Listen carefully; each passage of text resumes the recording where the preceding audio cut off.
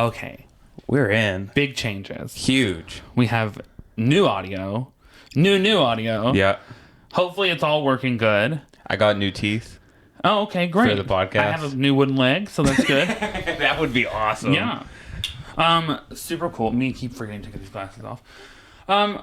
Okay, we're here. We're back. This is our 4th episode. I'm so Of excited. Basket of Cats. BOC. BOC. BOC, baby. Yeah, wait, what's the... KOC is Knights of Columbus. Did you ever have those dances when you were younger? No, what's a Knights of Columbus dance? Oh, no. Do you know what we had where I'm from? Yo, go ahead. We had football players that dressed up as women every year in front of the whole town. Under what circumstances? So funny to be a girl. Wait, but why did they dress up like... Homecoming. They dressed up as homecoming queens. They did? They still do to this day. We didn't have that at my school. A lot of schools, I think, have it, especially in the South. And, like, basically, a different, like, homecoming girl or, like, a cheerleader or something dresses a football player up like a woman. And they come out and do things like, hi. Did you ever get the impression that some of them, you were like, this should be a recurring thing for you? Like, did you ever see any of them dressed as a woman and you were like, this actually works a little bit for you? No. It was all kind of... It was all a lot of... Yeah, it was just, like... It was just bricks and wigs. You're never going to get anything right your first try. You know what I mean? Yeah, and, well, we've had many years of trying. Yeah, it's true. Many a different fella. I'm sure some of them looked great, though, honestly. The KOC dances, I don't really know. The KOC is probably some form of, like Freemason. Like, I'm sure there's some weird shit going on behind the scenes. But basically, they're just whole dances. Looking back on it, you know what's funny? This is one of those things I never really examined as an adult. It's pretty fucking weird because I don't think the Knights of Columbus had anything really to do with children, but they would just host dances and would basically like be like, hey, if you middle schoolers want to start giving hand jobs, this is kind of the place to figure that out. Wait, it's just a random organization called the Knights of Columbus? Yeah, I really can't remember what the Knights of Columbus did or was, but Luckily we have these pocket computers. But yeah, it was just like the stereotypical place for people to, you know, meet the girl who gives them their first hand jobs. It's a Catholic... Okay, it's a Catholic... Oh, no. We are Catholic men putting our faith in action to service and protect families by investing to 75 plus million charitable hours and 875 million... paid. So I guess they were like raising money for charities. Nice men who like doing good things. It's a global Catholic fraternal service. Now, not the word fraternal. I didn't know I would hit it out of the park with that Freemason shit. But yeah, that's really does sound like Catholic Freemasons. Did they do the thing? Do you know middle school dances, or at least back when we had middle school dances? Like they used to play songs like, "What would you do if your son was at home crying all alone on the bedroom floor?" I'm like, what? Looking back on it now, I'm like, what are we talking about? Like, no, it's so funny because looking back on it, the KOC, we were just like, oh, it's a dance. I had no fucking idea it was a Catholic thing. But now that it's so funny that we're like, people are freaking out about the indoctrination of children. And it's like, I'm not saying it doesn't happen, but can we look at the KOC too? Yeah, honestly, we need more children doctors. They're dumb.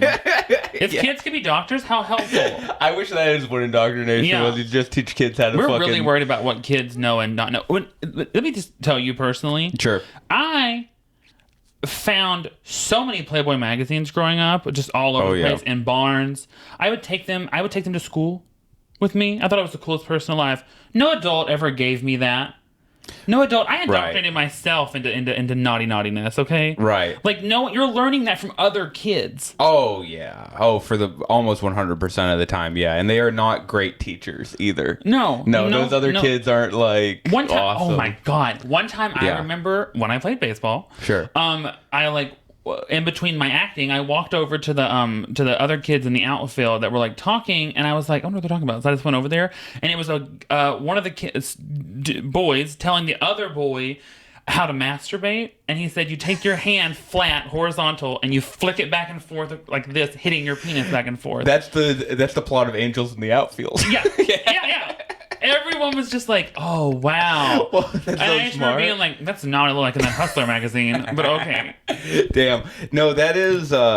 It is really funny when you look back on the way we found like a big bag of porn in the woods when I was working for the town of Wareham. I was like a town worker, and we just found like these abandoned sacks of pornography in the woods. I don't know. Love to put porn in the woods. I don't know why. I don't know what the fuck is going on in the woods. Where are you hiding? Who are you hiding it from? Yeah, are you like putting the DVD into a tree? That's very Amish to hide your porn in the woods. That is true. Yeah. You know, in my hometown, they found a 7-foot tall marijuana plant growing in front of the city council hall, and no one knew what it was.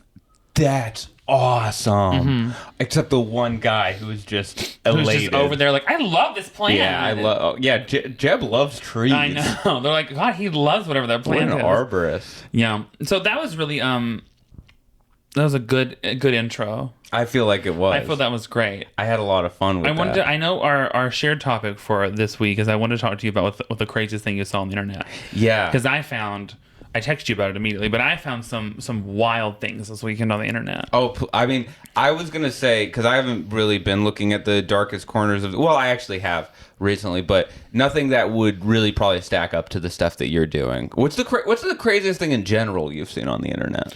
Oh my God. Probably that video, One Guy, One Jar. Oh, yeah. Oh, that was years ago. And see, that's dark. It's traumatizing to the point that I will never, ever... That was like whenever it was like the generation of like everyone has to see this video, so they would email it. Yep. And so it was like you didn't even know what it was when you opened it, and you're like, "What's happening?" And it was truly never watch it. Like it was a horrific video. My right eye is closing. Yeah, I've never seen blood that dark in my life. Yeah, but anyways, the craziest thing I saw, I was just happening to Google, like I was looking up like the laws they're trying to pass against like trans people or whatever, just just to stay informed. And for some reason, that led to this article. This Reddit page about people that were equating that with men that wanted to just cut off their penises as like a fetish. It had nothing to do with like transitioning or anything like that. It was just, I don't want a penis because that's the ultimate like cuck is basically what it was. Oh, interesting. Wow. Okay. And they would post pictures, which I don't know if I can show this on there, but I'll show you so you really understand the full the full force of it. It's just like pictures like this. And it's just like, or it's just people posting their dick being like, should it go? Should I take it off? Should I take the butt out? It's like crazy stuff like that. Whoa. And I mean, like, do whatever you want. I don't care if you're a dick or not. So you do whatever you want. But it's like a lot of people, like, it's like thousands of people that are like lobbying for like the right to like, I couldn't tell if it was like publicly or surgically just cut their penis off. Because apparently there's these competitions they do where they just go... There's these competitions. Are they doing this at the Knights of Columbus, do you think? Maybe. Yeah. This could be really relatable because you love to chop wood. So they literally just put their penises up on wood. Oh, no. And cut them off with axes. Not the balls, though. That's a different thing. Yeah, well, you got to keep the balls. Oh, no. That's what they're doing, and they're really excited about it. And then that led me to a Reddit about people that like were really, really convinced that they were astral projecting into different planes to the point where they weren't even living with us anymore. Yeah, no. I see that on the street every day outside of my apartment. They are somewhere else, honestly. Yeah, of course. Damn, that's really interesting. And then the other one that I saw that really got me was these people, it was a group of people that were like, I mean, they believed they were in relationships with like fictional characters. But it wasn't like when I read that, I was like, everybody's a crush on a fictional character. Like, that's not that big of a deal. No. They mean like I'm married to the cow in Minecraft.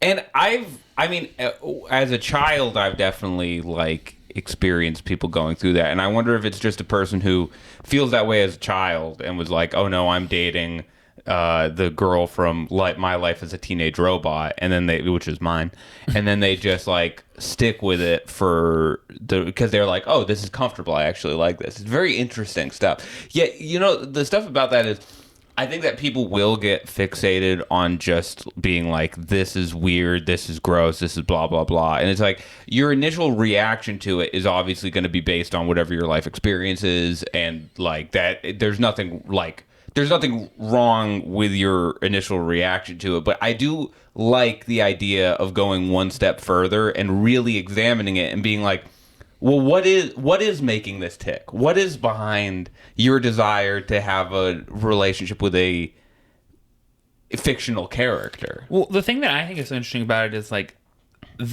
how they like really root for themselves that it's real. And people like, there's a lot of people in there also that are like, you guys are insane, you're crazy. And I'm just like, who are they hurting? I'm just like, I don't understand like who you being in love with a cow on the internet is hurting. That's my and biggest it's just thing. Like, if that makes you happier and it makes you a good person and you're going around being a lovely person because you got to get back home to Miss Moo and, you know, love upon her, like, then you go for it. Like, anything that is helping you be a better person, I'm not against. Now, if you're out here, like, forcing me to marry fictional cows, like, no thank you. Right. But in general, like, you love who you love. Right. And, like, you do whatever you want. And like, that's the future the fucking liberals want. They want to knock down your door and say, you're married to a fictional cow now. And who cares? Like, that's my thing is, I'm like, if that is what people want in the future, if people want to cut their dicks off and go to a different universe. Absolutely. It's not, that has nothing to do with me, my friends, or my family. I get to choose my friends. If you're being a psycho, I say, I gotta go. See you later. I mean, you can even have your opinions about it when it's like, that's Totally. fine. Who gives a shit? But, like... Yeah, if you're an adult of like sound enough mind to do those sorts of things, where you know, like at certain levels that is questionable, but right. I mean, yeah, like if you're being mad that the restaurant doesn't have a litter box, like that's different. At the end of the day, it's like personally, even me, I'm like I don't even give a shit about that. It's like I unfortunately do not have, or not fortunately, I do not have a huge investment in the lives of other people and the decisions that they end up making, whether or not I think that they're the best ones for them. Do you know what I mean? Yeah, like, me neither. That's always been my opinion on it, where it's like everybody, whether they like it or not, whether you're the most like progressive or the most non-progressive person, like everybody has knee-jerk reactions when you hear straight like stuff that's outside of the norm for you, and it's like maybe you stick with that or maybe you re-examine it and fix it, and it's like at the end of the day it just doesn't matter, because it's like if it's an adult acting on their own volition, it's just like, as long as you keep it to yourself, yeah, you can think whatever you want. And then people who give so much energy to like disparaging it and like bullying people online and shit like that, it's like you're literally allowing this thing that you are claiming is so stupid and trivial and dumb and insane to become your whole personality. To become your personality. You're making this shit you, because you claim that you hate it so much. Yeah. And it's like, if you're going online bullying people for having imaginary girlfriends or whatever, you are, whatever you think they are, you are too. There's some part of you that is like, I see something of myself in that, and it spooks me out. Always. And I need to now, like, I need to get rid of it, because I cannot ever let that happen to me. I cannot ever let anyone think that about me. It's the same thing with people that are, like, really obsessed with, like, trans women in sports, and it's like, there are less women. How many can you count? Like, yeah. The majority of them are not. That's not the end game. Also, it's like, this is your, for a lot of people now, obviously, if you are like hyper invested in women's sports and it's something that you do, and like whether or not you take a side on it, it is like an interesting thing to look at, right? Like like it's something that you do have to look at if you are hyper invested in women's sports already. But if this is your first like you don't give a shit about it, you've never, if you're a person who's never given a shit about women's sports, which a lot of these people are who are claiming to now, it's just like, you're literally just getting into it in order to like throw your hat in this inflammatory conversation, which is also, it's like, whatever, it's an interesting conversation to have, but it's like, I think having the understanding and looking at it from like a sober perspective and being like, well, if it weren't for this, you probably wouldn't be paying attention to women's sports, like a lot of them. And it's like, yeah, it's a little strange to me. That's it. I mean, you can have any conversation you want around it. That's what I'm saying. But at the end of the day, you're not a doctor. You're not a scientist. The majority of the time, you're just that's just your opinion. Right. So you don't know anything about hormone levels. You don't know anything about any of that. So like, let it go. Like, that's for someone else to figure out. And you just you watch the sport. Okay. How about you just watch the sport? Right.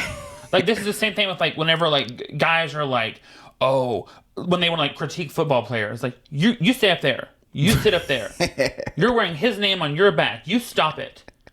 Right now, I won't tell you again. Like, and it's like, I also understand on the flip side, it's a very interesting philosophical conversation, like the conversation of who to allow in this it all comes from this interesting division that you've made where you've separated sports by gender, right? And it's I'm not saying that's a good thing or a bad thing. I'm not talking about the genesis of it or whatever. It's like there's a lot of really great perspective on why that is an important thing to have, like gender divided sports. And it's like it gives women the opportunity to continue to play sports at a competitive level. It allows for a professional avenue for women in certain sports where there probably wouldn't be if you didn't gender divide them. It's like that. These are the conversations to have.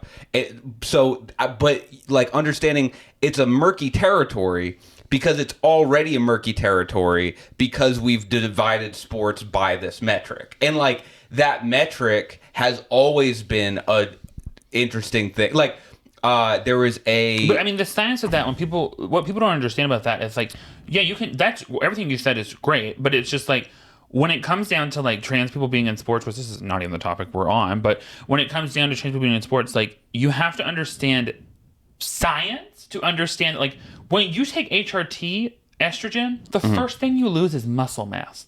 Very first thing. Bone density, speed, strength. You're losing these things. You're losing not it immediately. but, and not immediately, and also like the initial like levels of those things. It's also people think testosterone is the only marker of like athletic performance, which is completely. There's so many more hormones and genetic markers that goes into athletic performance than testosterone. Totally. As doctors, we know this. As beautiful, perfect doctors. But it's like there was a really difficult case that they had with a track runner. I believe her name or their name, because I'm not sure. I think it's her name, was Caster Semenya. And there was a really, really long debate. Like they were pulled from sports. And then there was this long determination process of whether or not, because I think her testosterone levels were very high, and there may have been like, but there's always been these like questionable things in sports. But again, the genesis of it and why this is such a murky topic for a lot of people is the division of sports into gender is a little bit, and I'm not saying like there's complete equality in athletic performance between men and women. It's like I'm not saying anything like that, but I'm just saying like the division of sports into gender causes some, kind of murky subjects and always will, Yeah, but that person being pulled, again, that's a good example because like, again, that's for a doctor, someone who knows more about the people talking on the internet about science. There's someone that says like, oh, your levels aren't matching. It's like when they do weigh-ins or anything. Yes. Like there's somebody to monitor that, and it's not you. Yes. So like you can let it go because there's someone to monitor that. You think these women are showing up and they're like, I had no idea you'd be here. Like that's not the situation. Like there's someone taking care of that and monitoring. It's not like a free for all. They're not like just throwing anyone and everyone up in there. There is a lot of things. I believe most places you have to be on HRT for so long before you can even compete in a certain type of gendered group. Yeah. Because it needs time to break down your muscle and things to be more balanced. I mean, this is like a question I've asked, and I hope it's not too inflammatory, but it's like, why do we have the division in sports in the first place? Like, why? The argument is obviously like, well, there is like a pretty big consensus amongst most people that like women have a quote unquote genetic disadvantage to men in most athletic pursuits. And it's like, that's fine, but still, if that is true across the board, which I'm not denying, it's like, still, why, like, just because there's a disadvantage, there's going to be like a different league? I just don't understand, because again, what I was saying in the beginning is like most people who are super fixated on this stuff don't watch women's sports in the first place. Like they don't really watch the WNBA, and it's like you don't have to have an opinion on this, but I'm like, why not just get rid of it altogether? Like what is the point? Especially now that there's all these conversations of like, well, could XYZ player play in the NBA? Could this happen? And it's like, let's figure it out. Why not? Yeah, I mean, there's lots of ways I think to evolve and change as far as that goes. I think that it's more funny to me to be like so, which is how we got here, so like obsessed with someone else's life that you can't even you can't even have your own because your entire day is taken up by like trying to right the wrongs that you see going on in the world. Right. When it's like that, you will never experience that because you're not a part of it. So let it go. I think like at the end, and we can wrap this sort of off topic conversation, but it's like whenever you make a division between like two groups of people due to a disadvantage in one and an advantage in the other, it's always going to cause like murky conversations, because the question isn't even necessarily is this person really blank or blank, it's does this person have an advantage or a disadvantage. It gets into like it's weird, and that's why I'm like it's weird. Like making the division in sports is just weird. Yeah, to me. I mean, you know a lot more about sports, so that's why I'm like obviously like taking your lead on this, because like my opinions in this realm are much more based off of like humanity and just like the general consensus that it's not for me to decide these things. That's a bigger conversation, right, for someone that knows more about it. Right. All I know is like human experience and things like that. So I kind of just lean towards that. So hearing someone talk about it from a point of view that is like about athleticism and you know, genes and metrics. See, I wasn't even really paying attention. So you know, all those things, like that's nice to hear because it's so different from the conversation of like this person has these genitals, they are this. Right. Yeah. Which goes so beyond what we know nowadays. But we got here because we were talking about people that are married to imaginary characters and how people don't like them. Yeah. And I think we really skimmed over the people wanting to chop their penises off on blocks of wood. Yeah, you know that, and that's a tough one too, because I get it, and you know as we've all felt that way before. We've all tell had you what a I day. really think about it? Yeah, go ahead, please. And I hope this isn't inflammatory. We can cut stuff out. Who cares? No, not over here. No. Is that when I was going through this at first, I was like, oh my gosh, like you don't really have like a reasoning for this, but also like not my body, don't whatever. And then I got to think about it, I was like, you know what I think this actually is? The more I'm looking at it, you just want to show your giant penis off and then ask someone if you should get rid of it. Are they all big? The majority of them are very large, and they're just like, should it go? Should I get rid of it? And I think, this is just a weird way to brag that involves some kind of like self-harm fetish. Oh yeah, that's what I'm really feeling like is happening. I feel like you would really enjoy whatever's going on because you sure are documenting it a lot. Yeah, that's its own specific thing. I feel. Yeah, that's not necessarily because now, do you see pictures of? Oh, go ahead. People who did it. Yeah. And are those ones tend to be big or? Well, they don't have a penis anymore. But I'm saying that do you see the severed? Oh no, they're just taking a picture of the after. Oh, so it's just like a Ken doll, like a mound. Interesting. Which is like very chic. It's interesting. It would be interesting to break that down to a person that you're dating and to be like, it's a mound. Yeah, with like, just a little pee hole. When do you have the mound conversation? I guess. I'm sure there's a website for that. Yeah. We'll find them. I'm sure there is. Mound.com. Which is actually my topic for you. Okay. I wanted to know what you think about modern dating, like how people date nowadays and the way it's changed, and online dating and the differences, and like, do you think that's affected people or it's been like good or bad? Because I watched a documentary on this that was like very interesting. Oh, it's certainly affected people.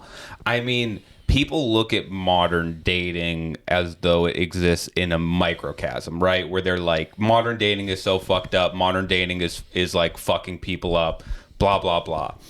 I have two perspectives on this. One is in like a simple answer. It's like, yeah, I think probably there's aspects of modern dating that are very, very unhealthy. But then again, it's how you approach dating. Like, your personal approach to dating is what matters. People can talk about these like societal contexts and all this stuff, but at the end of the day, it's like, it's the easiest route to take is like the quote unquote modern dating, hookup culture, texting a bunch of people.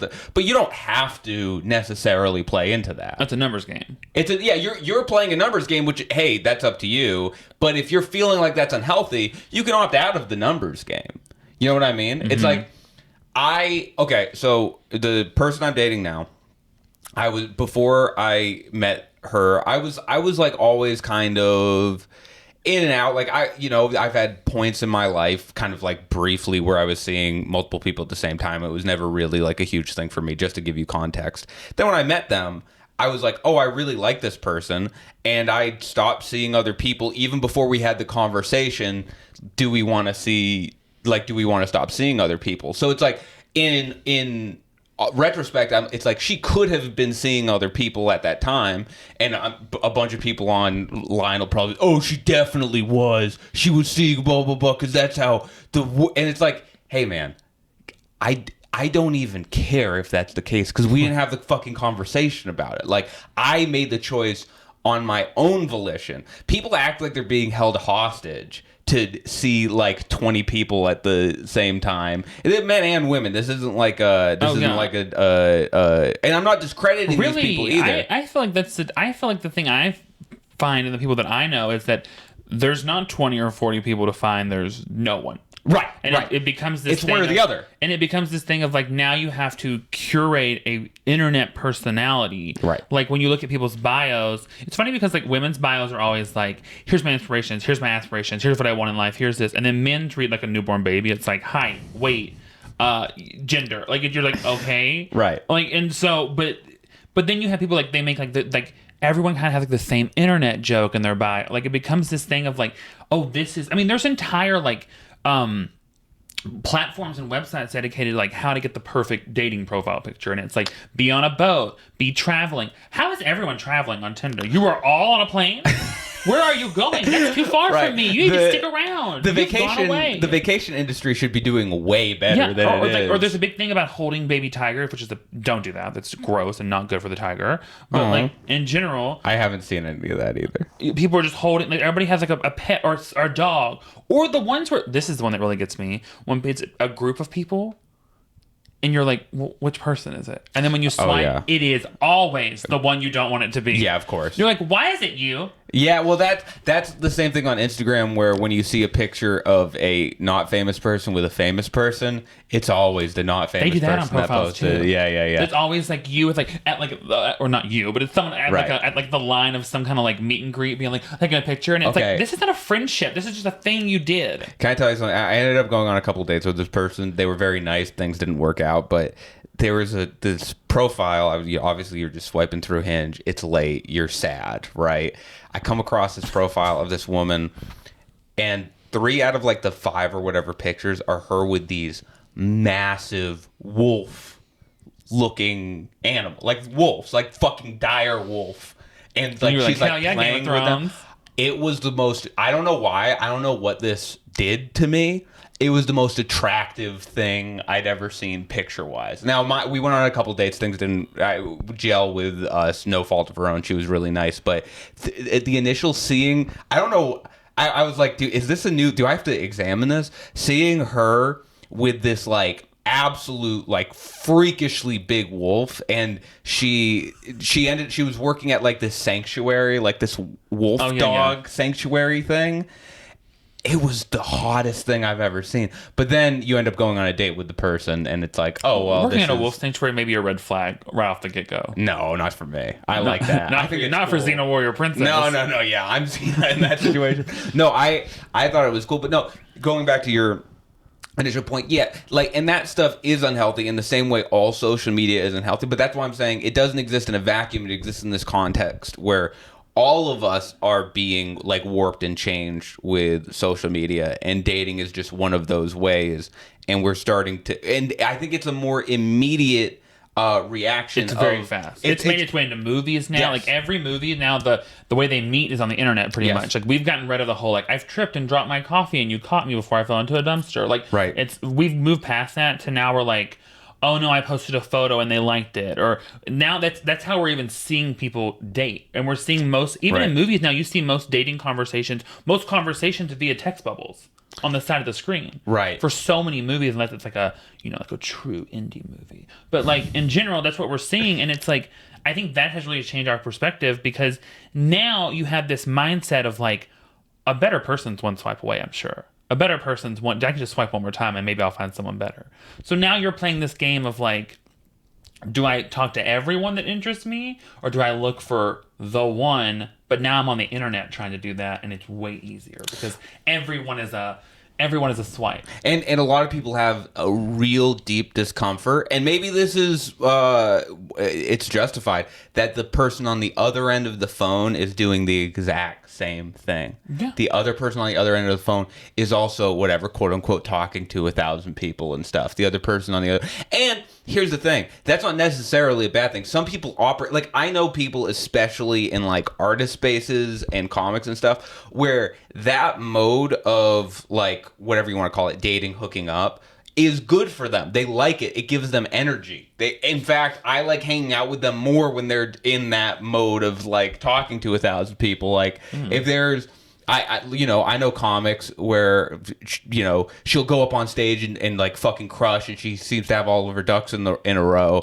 and I'll have a conversation with her, and she's like, yeah, I'm like talking to 5 guys right now, like shit's going, and it's like, for that specific person, that mode of operation is actually good. Now, the question is that the rule or the exception or whatever? And the answer is it's person to person, but I think for most people, dating apps are kind of a treacherous, strange place to find yourselves. And I think for a lot of people who want to live a life off of like whatever social media because they know how it affects their brain, dating apps are the way that gets them in. Because you can get off of Facebook, you can get off of Instagram, like all that stuff, but that basic human need of romantic connection pulls, I think, a lot of people into that world who otherwise would not be. Used one. Yeah, thank God. Well, I mean, I've logged into them, so like I've done jokes or episodes about them or stuff where I've like been a part of them, but that's not for me. I've been on a number of bad and good dates off of them, and I'll say this: even the bad dates, pretty fun and pretty funny. I've never been on a date, so I would. You're not missing out on much. Oh, I know. There was one date I went with a person who I'll tell you their name after because it's a very cool name. I met them at a taco place where they had already spilled their burrito all over themselves. After talking to them, I realized that they were like fine. They were just like a very kind of shaky, messy person. Yeah, sort of like that. And then the date lasted about 20 minutes. Oh wow! 20 minutes of sitting there, and then I was like, "Hey, I forgot. I have to go climb a tree in North Hollywood." So. Which is actually probably a true statement for you. Yeah, for me, that is actually believable. Have you ever had anyone pretend to be you on a dating web at site? Oh God, no. Yes, you have. No, of course not. I've had that. I've never had that. I've had that when I was on tour last year. Someone came up after the thing and they were like, "Is this you?" We were like in like Chicago or something. Like, "Is this you?" No. And I was like, it was a Tinder profile. I was like, that is me. But they were all like my Instagram photos. And the bio, I would never have written that. Right. It was way too straightforward. Oh, yeah, it was boring. What is yours? Because mine would definitely be, I'm here for a long time, not a good time. That's very funny. What would yours be? What was mine? I'm trying to remember. I mean, it's been so long because I've been dating the person I'm dating now for like a year and a half. No, not was it. What would it be now? Oh, what would it be now? Online personality Dan Donahue. That's so funny. Yeah. What do you think, as someone who was on them, what was like your go-to, like first message? Here's the thing. 'Cause that's a big deal to people, right? The first message. This was the thing for me, and maybe it's why I didn't get completely caught up in like the real dark pits of dating apps that I think some of my friends find themselves in. I would always try to only pick a few amount of people to like would swipe right on their profile or to like message them. And when I messaged them, I would always try to be very specific. I would try to never have like a general like, this is when I met my girlfriend. Love that left freckle. Yeah, exactly. Yeah. Hey, I see that you live on the corner of like, Alessandro and Highland. Do you hear that boombox? That's me outside. But no, I would always try to make it specific. Like when I met my girlfriend, my opening message was something about like she had a selfie and you could see her phone, and it was like I made like a joking comment about the phone case. And then that's how we started the conversation. Oh, so you like to start with a joke? I like to start with, something funny, something to set the mood. And then I go straight into like, what the fuck do you think about the universe? Yeah, you send messages like, add to cart. Yeah. Check, please. That's really funny. But on the people pretending to be you, it's never happened to me on a dating app. But have I ever told you about my first day meeting people at the high school I went to and the stolen identity thing? No. Oh. But I will say that I would much prefer to steal your identity. Like I was like, why That's does very make nice. this? That's very nice of you, and maybe someday I'll get to that level. So it was my first day. I went to a high school football game before the year really started. I was a freshman. I had just transferred to this high school, so I didn't really know anyone there. So I'm there at the football game by myself. Kind of sad, like, situation, right? I don't really know anyone at the football game, but I'm like, well, at least there's a football game going on. I'll sit down and I'll watch it. You're so brave. I would have never done things like that. I was stupid, and stupidity can be confused as bravery, right? So I'm sitting down there, I'm watching the football game. Like, obviously, all these thoughts are going through my head that they go through your head when you're at a place by yourself. Like, am I sitting where's right? the kicker? Yeah, where's the kicker? No, it's like, am I sitting right? Do people think I'm cool? Am I sitting in a cool way so people who don't know me would think I'm cool? Like, blah, blah, blah. Hell yeah. And I'm the doing that answer right is, now. Of course, yes. And this girl, Erica Boulay, comes up to me, and she goes, are you Dan Donahue? Now, new school, a girl comes up to you, asks if you're Dan Donahue. You're like, oh, I'm the man. Like, this is awesome. Girls already know who I am. You said not Erica Badu. No, that's not her name. And I say, oh, yeah. She slaps me in the face. And she walks away. I never talked to this person.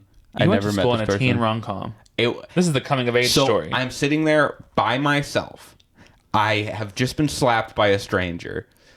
That's a phone call to Dad. Hey, mission failed. Please come get me, right? So that woman is so brave. Months later, I'm friends with this girl, Abby Hiller, who still to this day is one of my best friends, one of the most prolific trolls in small town internet history. Good for her.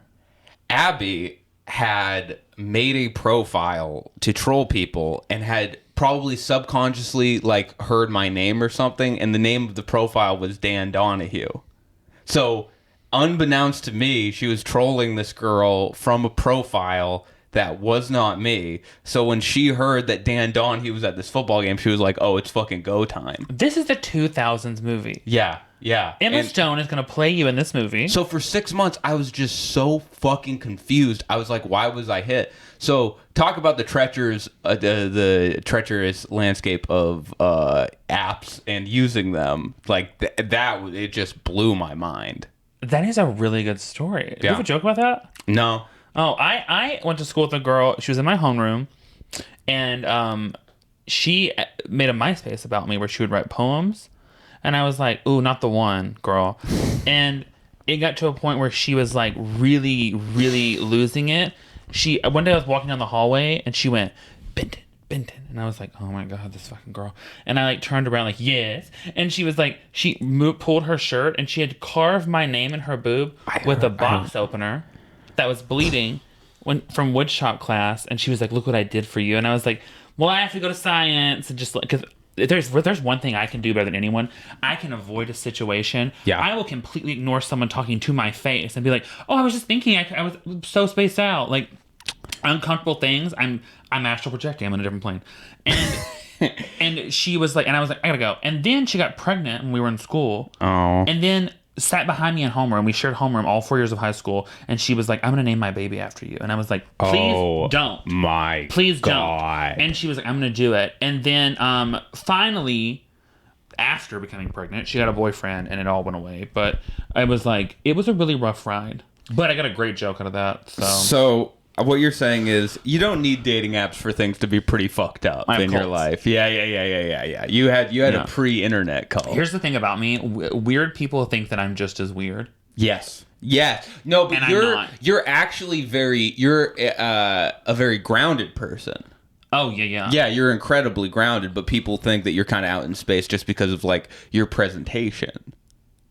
Oh. As you sit next to me with a fucking camo shirt. I grew up in camouflage. Y'all could never. Okay. But yeah, that is true. People think that, or because like I think I make like jokes that are much different than my actual personality. Yes. In real life, I'm like we have business to do. Okay, everyone just shut up and sit down. Right. But then in real life, I'm like, you ever thought about space? Right. So yeah, I think that is the truth. But one thing I do not have that I'm which I think a lot of comics have this and I don't have it, is that other comics are not like, let me approach that person. Let me go be weird with that person. Interesting. I'm like a do not come over here magnet. I'm like, get away from me. And I'm like, which is so odd because that's not how I really am. Like, I'm happy to talk to anybody, but I do have this. Our friend Laura, who we are friends with, she's like, you have real big like rich bitch energy. Yeah. And I was like, but I'm not, and I don't. And she's like, but that's just how it comes off. And yeah, it's how you often operate in like I'm off in my own corner with like one or two people sort of thing. Yes. You're not usually in like the big circles. You're usually off in your own little like solar system. Yes. Which is hey, I'm that's doing a good things thing over to do. there. Things I'm teaching people about the algorithm. I'm like, here, this is who you should email for this. Right. I'm like, that's what I'm over there doing. Yeah. I'm learning. But God, yeah, that's so funny. But that was the fun of high school. Is you really got those treats there. You got a bunch of cool things like that happening. Yours could truly be a movie. Like it's a funny one. Yeah, like a rom-com. It's a silly little really story. A happy ending. Oh, except for your friendship. Look at that. Modern rom-com. I became friends with the troll. She would pull these insane. I mean, this was like peak internet where there was no real regulation and kids just didn't know how to fuck it. They didn't have the internet, and then one day in like third grade they have the internet, and like the fucking world is different, and it's like. Abby's way of dealing with that was to just be very fun online and to like pull these elaborate, like somebody else got blamed for a troll that she pulled and got like thrown into a pool and like assaulted because she was trolling. And then it was incredible. It was, and I think a lot of people have stories like that from the early days of the internet, like, and some of them are pretty fucking dark, but luckily those were pretty lighthearted. Have you ever lied to get someone else in trouble? To like not so you didn't get in trouble? Ooh, that's a really great question. I've lied to try to get myself out of trouble, but I don't think I've ever pinned my actions on someone else. How about you? Yeah. I did once, and it's very vivid in my mind. That's granted, I make it go both ways. But we were in we were probably in the 7th grade or something, and this guy was like, he was just being like such a dick to me, and I was like, I've had enough of this. And I turned around. I don't know why this was my gut reaction, but I kicked him so hard in the shin. Ooh, yeah. I mean, bad. Like I was trying to. I mean, I was like, I mean, it's bad. I guess if a 7-year-old a 7th grader can kick you. So it's not like I MMA broke his leg or anything. Right. But then he started crying, which I thought was very dramatic for a bully. And they were like, Did you kick him? And I was basically just like, no, he kicked me. And I had never done anything bad. I was like such a good kid. They were just like, okay. And he got a paddling because my school paddled. They still paddle, I think. Of course they paddle. Yeah. But to be fair, when you have girls carving names into their chest, that school paddles. And this is, and to be fair, karma got me because the next year I got 3 paddlings in a row. Oof. Yeah, really got me good. But I did lie about that, and I think about it sometimes still. I'm like, I really shouldn't have lied. Even though he was a little dickhead, I shouldn't have lied anyways. No, shit sticks like that with me. I think it's a sign of like having like a lot of self-reflectiveness, probably to a fault, is you think back to things as a childhood, but you still feel that level of like embarrassment and shame, even though you logically know like, oh, I was fucking like 8 years old. I think that's why. I also think that's one of the things that made me like extra honest. Like nowadays I'll just be like, I need to tell you this. I need to just tell you that I hate your boyfriend. Like I'm honest to the point where you like shouldn't be. Right. And I think it's because I was like, what if something bad happens to somebody else because I lied? Right. No, I mean, but granted, don't bully people. So also that. I agree. No, I think that's a good perspective to have. Yeah, I definitely have those things back in childhood where I was like, why the fuck did I do that? And then I'm like, I was 6 years old. Like, chill out. It's also the only time I ever like physically hit anyone, I think. And that really tore me up because I was like, why did I do that? Yeah. I kept doing it. But I also was smart enough to know, I was like, if I punch him, it'll be way harder to like throw the other way around. Right. But because we're sitting, if I kick him, no one really can see anything. The cameras can't catch us or anything. God, you did always kind of have the brain that you have. I was like, let me just plot and plan. I have one for you. It's certainly not as well. It's a different kind of route. Florida. I think Florida gets a bad rap. Thank you. I think Florida gets a bad rap. Gets Florida, a bad You ever been to rap. Universal Studios? Because it's the most fun place on earth. Fucking Miami rules. All the like little cities outside. I'll have fun in Naples. I'll have a ball in Miami's Naples, a bit much, Florida. I think, but I love it. I love all of Florida is sick to me. You have big Miami energy, though. I will say Florida's the only place I've ever had to ask a security guard to make someone leave a show. That's really funny. When I was opening for Woody, we were at the big Universal theater, and this guy, like every thing I said in that microphone, he would make a comment. He'd be like, "You're only up there because they're only famous." Or he was like yelling slurs at me. Whoa. And it was weird because the security guard was just standing there, and so finally I was like, let's just. What do you want to say? Let's just say it. But we're all listening. And then he like just yelled like some other slur, and then I was like, let's just get him. And then like it was really nice for me. Like everybody cheered, and it was great. Sure. But that was the only place I had to ask someone to be like, you have to stop what you're doing. Like, get out of here. Yeah, Florida. So it's like a mixed bag. It's definitely like it's a very intense energy. I think people don't like it because of that. I think that like the politics of Florida and like elected officials there who kind of suck. Yeah, but I don't live there. Rap. But it's like I don't live there either, and it's like having a great time. I also don't think a group of people are. You can judge them based off of elected officials. I don't think that that's like a good thing to do. But people like Florida. So do you know the whole thing about why quote unquote Florida man is a big thing? Like, because you know all those stories where it's like Florida man like burns a gas it's just like people doing crazy things, right? And they just call it Florida man things. Yeah, but do you know why that's it's so specific to Florida? Because it's not necessarily that Florida is so particularly crazy, even though that may play into it. But there's another big reason. Well, I mean, we do tend to like skew the news about Florida geared towards very insane, like alligator humping. Like it's always like you're like, what are we? That's not even news at this point. Yes, but it's called the ease to access of public record. So Florida, this is what it says. Thanks to Florida's strong public record laws, also known as the Sunshine Laws, it's easy for journalists to get their hands on police incidents and reports and churn out attention-grabbing stories. So the barrier of separation between news outlets and police reports is fucking paper thin there. So if a news story comes out, it's fresh and news outlets can pick up on it right away and like examine it. So Florida has got one of the broadest public record laws in the country.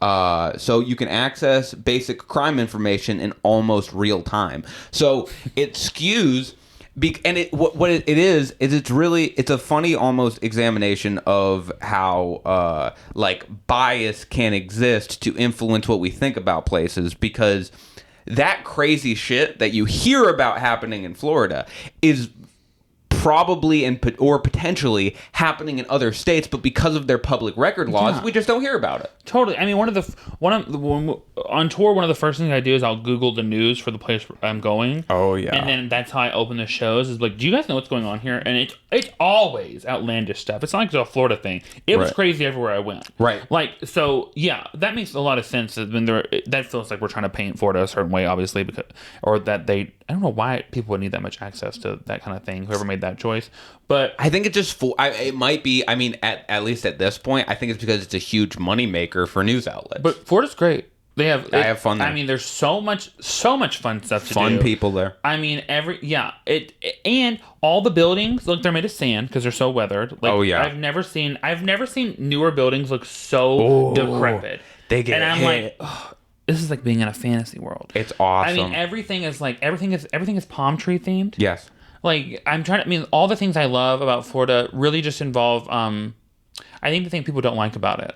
I love when people dress. I love those teeny tiny little those so stupid funny. lime green neon orange tank tops. Yes. Fanny packs that say things like Bud Light. Oof. I'm all about that. Oh yeah, and there's like real normal people in Florida too, but it's just but like those aren't my people. Yeah, those aren't your folks. Yeah. You just that I like your perspective too, where it's most people when they're like trying to paint a positive picture of Florida, they're like, well, there's normal people there, but you're like, yeah, but fuck yeah, like them. the people who are trying to retire. I don't care. Yeah, fuck off. Who are the people what's this 19-mile long boardwalk to get a beer at this one place? Right. Like, and people are like fighting over it. Like, what's going on there? No, I mean, everywhere, every place you drive through in Florida, there are just people just party. Right. And it's like, and they're not like outlandish, like insane parties. They're just like, look, you could have fun anywhere. People are having people are having fun. so much fun. And you know what? I think that we've come to a point in society where fun is disparaged and looked down upon. And I do not. You know what? I don't think you're wrong, though. I don't take part in that. I think if you're having fun, I love it. That's why I love doing shows in the OC. I love doing shows. I do. I love doing shows in the OC. Get me a show in Costa Mesa. Get me a show in Brea. Get me a show in Long Beach. I'll have a ball there. I like doing shows in like really rural southern parts of the state That's fun too. because I just think because the people that are always like excited to see someone like me are always like, I just can't believe you came here. And I was like, I grew up here. Like you don't scare me. Like you got airdropped Yeah. in by like the Secret Service. I'm like, I'll come here again. You want to hate crime me? I'll record it. Like, but the thing, I don't think you're wrong with the fun thing because the different, like, imagine the difference in Florida, or don't imagine, the difference in Florida and LA, it's way harder to have fun in LA. You wouldn't think it would be because there's so much involved in the fun. Yes. What you look like, where you go, the parking, how people feel about it, how everybody else is dressed, it's just like, who cares? Yes. I want to go in pajamas. Can I go in pajamas? Yeah. That's the fucking elitist disdain of Florida, is when you see people having completely unabashed fun. A lot of people's knee-jerk reaction is like, why are you wearing Crocs right now? It's a party. Why are you wearing Crocs? It's like, it's a party. It's the South. We're here for fun, not fashion. You're not supposed to be more tense at a fucking party. It's a party. If there's no one in Crocs at your party, take a good look around. See if people are having fun there. Well, now people are wearing very expensive Crocs, like Prada That's Crocs. true. But I mean, like in LA, if you go to like a party or event or anything, like everyone is so obsessed with looking like they belong in LA that you can't really have the same kind of fun because like, well, you can't, we don't drink that or we don't do this or you can't say that to this person or like everyone's on their phone and I'm just like, does nobody want to do shots with me? Like I'm really confused. No, it's this really. Because I'm trying to pickleback. It's this very, very toxic thing in Los Angeles that I think bleeds into, like, from what I see, the comedy scene, because there's a lot of comedians, and it's like comedians definitely at certain points and certain times like need to rein it in. There was definitely like a sort of coming to a realization moment that there were like definitely comics out. I mean, you could fucking go through the list that were behaving inappropriately in a way that was like making people uncomfortable in their like physical actions and stuff, and like that's not okay if you're like fucking still have a long way to go. But if you're touching women, if you're doing like that shit inappropriately, fuck you. Obviously, I'm not talking about that stuff. I'm talking about like comedians being weird. Comedians since the dawn of time have been kind of strange people socially. Like they're a little bit socially inept. They don't really fit in at party like. And I have comic friends where if they were in any other part of the country, I think they would be much more like free with themselves because they're like, oh yeah, I'm a comic. I'm not an actor. I don't have to be like the most verbose person in the world, like whatever. But in LA, I have so many friends be like, I got invited to this like industry party, and like this is a friend of mine personally, and like their friend took them to the side and was like, "You're being really weird right now. Like you're being really like you're not being social enough. You be more social right now. This is like an industry." And it's like, oh, that would have never. I would have been like, we're gonna fight right here. Yeah. Because I am a firm believer in what. Why am I going to lie about what I want? If I need to stand here, I need to stand here. Well, you're not my keeper. Thank you. I'm going to be standing here. If you want to come over here and talk to me, hello. But also, I could be doing something on my phone. And you don't know what the fuck I'm doing over here. It's also like, motherfucker, we are not in sales. We are not in, like, we're not selling pharmaceutical products. We're comedians. It's like, be a little bit weird. People think that means you're a clown. That means you're supposed to be like... Some people think, but it's like... But we know that's wrong as comics. Well, to me, the worst comics are the ones that are always on in events like that. Like, let other people talk. Yeah. Stop talking all the time. That, and then I think that also in LA, people had this idea of what they think rich people having fun is like, and they make it very stuffy. People that are rich have fun. They have a good time. Yeah. They go to escape rooms. They throw huge parties. They're having actual fun. Right. And you're mimicking what you think their fun is like wrong. Based on a photograph. Right. And it's not true. It is not bottle service. I've been around plenty of rich people at this point. The most fun, they're like wearing pajamas, dancing in their kitchen, eating bananas. Like that's what literally, I was like, this is such a fun time. This is like normal people time. Right. Like, it's like, there's bonfires. It's just normal things going on. It's just an organic... Now, granted, there's a group... Like, what you're seeing is, like, a very specific thing. But when you're seeing, like, events like that, you're supposed to be seeing them. Like, they're supposed to look the way they look to you. So going out and, like, clothes you're not comfortable in, standing, drinking the most expensive beverage they have there because that's what you think people are doing, is not fun for anyone involved. It's not fun for me. And I think it is like going back to the social media conversation we had. I think this curation of image has brought us to this very fucked up bad point where qualities of humanity are seen as things to like do away with or sweep under the rug. Like the guy Killian, my friend who did the artwork for the podcast, he's from Boston. I lived on his couch. Like, he's a really, really good friend. Boston Shaw. People love Killian. Like, people meet Killian and they're like, this is the best guy ever. Like, it happens time and time again. People will call me and be like, Killian's the best. He's like very funny and stuff. But what Killian is, and what I try to be and stuff, is he's genuine, even when being genuine doesn't mean like Killian's a grouch. I'm a grouch too. But Killian's also, and people, it's refreshing when you're being grouchy, but you're not thinking like, oh, but I have to be positive all the time, because being positive all the time is what people like in business and industry. And you have to be, it's like, no, motherfucker, those people don't like that either. They just feel like they have to present like they like that sort of thing, because that's what like being a like professional is. But you're not on the clock all the time, and these people act like they're on the clock 24/7. Like, they have to curate this image of like, I'm always positive, always happy. Don't talk about that. Don't be negative right now, because that's not, it's so fucking stupid. Toxic positivity. I like people. I like when people are people all the way through. And being a person doesn't mean you're happy. Being a person sometimes means that you get really mad for no reason, unjustifiably, and you start screaming and you have to be calmed down. And then the next day you call me and you go like, yeah, that was fucked up. And I was like, yeah, but hey, man, that's what being a human being is. Yeah, so I agree with that. I think that's one thing that I really try to do on my Instagram is I'm like, if I feel bad, this is what I'm telling you about. If I feel good, this is what I'm telling you about. If I feel attractive, unattractive, you're going to see it, because that's all I can show you. I cannot be a character. I just cannot do it unless I'm being paid to act. Otherwise, I cannot be a character.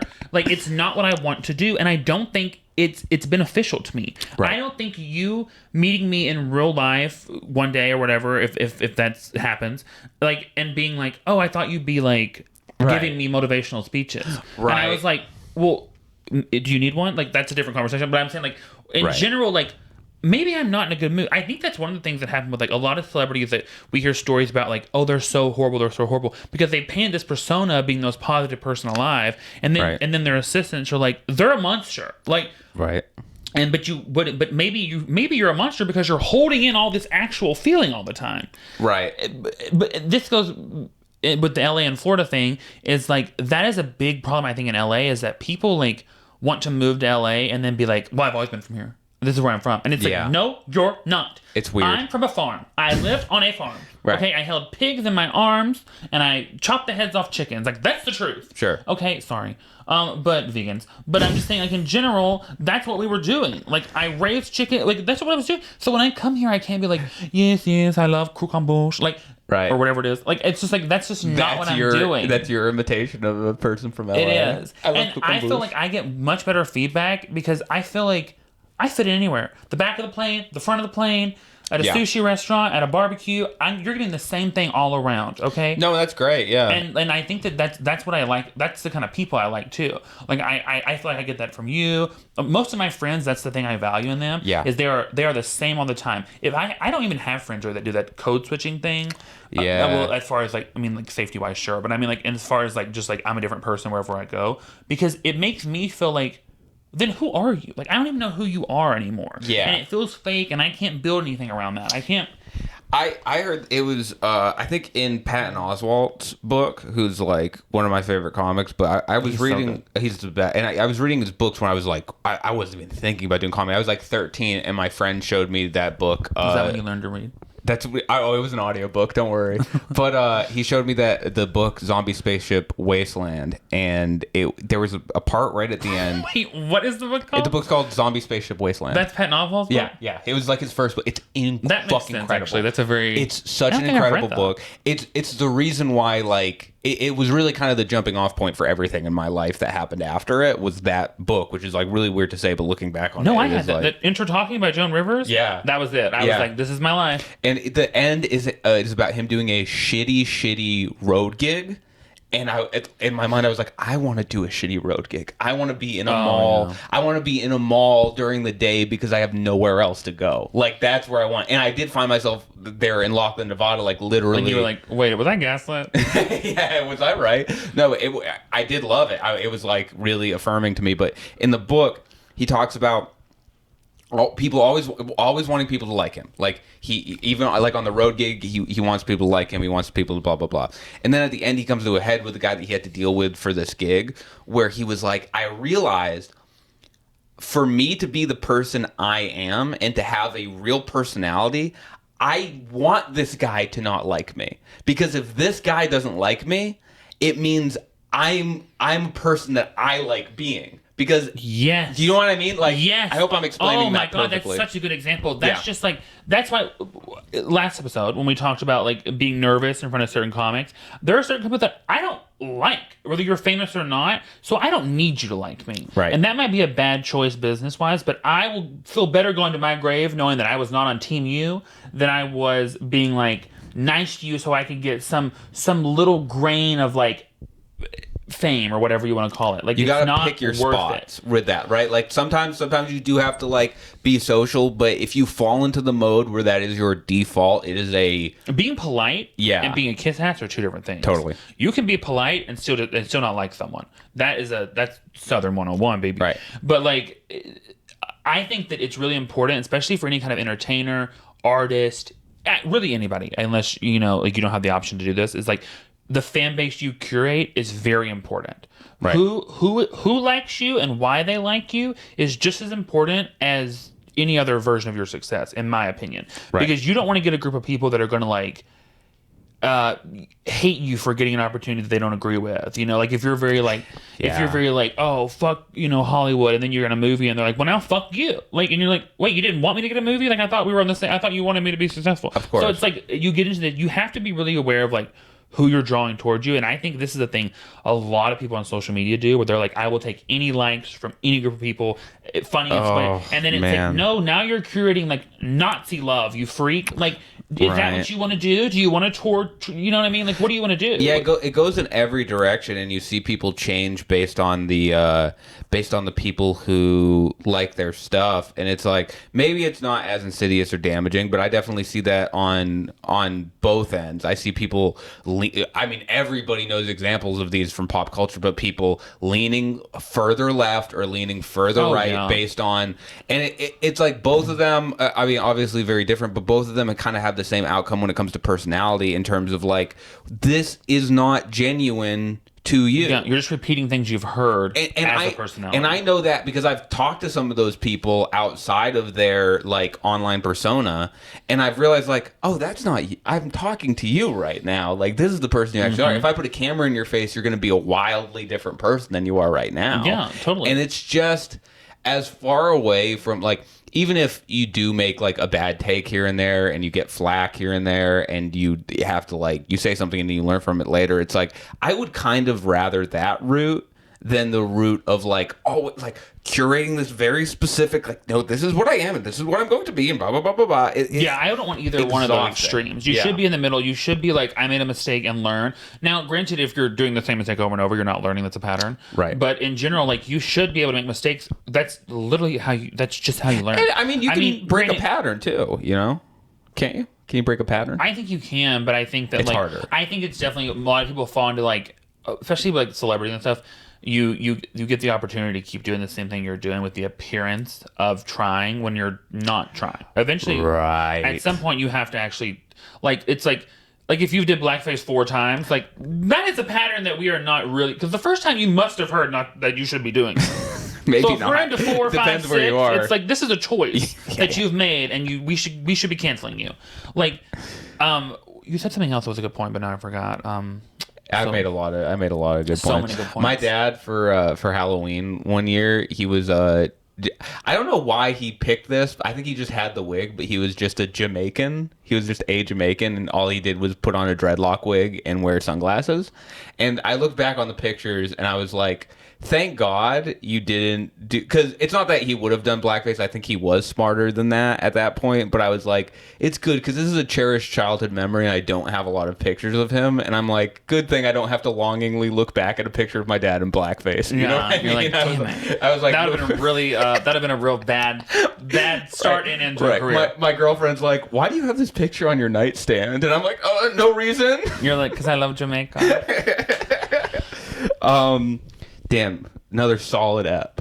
So we good. covered everything from submissively cutting your penis off. Yeah, I love that we don't Florida. always cover our topics. We just kind of use them as a way into Jumping off gateway point. drugs. I like that. It is, and it's nice. Me too, because that's how a real conversation would go, and that's Exactly. what I like. I also like that I oftentimes get so involved in listening to what you're saying that I forget points, because that's powerful. also how my real conversations go in real life. Oh, yes, it is. And then I'll be like, oh, I have something so good to say, and then people will stop talking. I'll be like, that was a good point. Right. I like with me, you say, I had something so, just so you know, I was going to say something so fucking smart there. Yeah, because I need you to know. Yeah. Very intelligent. Should we tell people to like subscribe to the YouTube and stuff? Yeah, we should have been doing that the whole time. But you know what? Now we time. have these new mics. We have new power. Now we're strong. I wish I could remember which one was the applause button, and I push it on our new mic thingy. I think it was that one. It was just one clap. Yeah. You may have heard a sound effect. We'll find out later. We'll find out. Yeah, we have things are changing around here. You can subscribe to the YouTube channel, Yes. which is Basket of Cats podcast. You tell me you made it. Basket of Cats podcast. That's what it is. You Yeah. can subscribe there. It will come up if you type that in, I'm sure. Oh yeah. And then I am almost positive. Yep. So it'll definitely, by the time you hear this, it will be showing up. Yes. And then, you know, wherever else you listen to podcasts, you can find it there too. Check it out. But please subscribe and share it, because that makes the biggest difference. The Yes. more you subscribe and share it, the more we can do, the better it will get. And I can, move out of this spare room. Right. I like the spare room. But thank you for listening. Bye.